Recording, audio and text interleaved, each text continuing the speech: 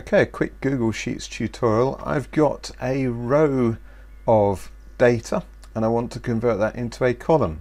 So at the moment I've got A1, B1, C1 and so on. It's a very simple process this. First of all we highlight the first field of the data, then we go right the way across to the final item of data. So we've got A through to EZ, and what we do is we copy that. So right mouse click and select copy. Now I want to select where I want this as a vertical column. So let's just go to cell A5 for an example, and we right mouse click and we want to paste this, but paste special, and we're going to go down to transposed.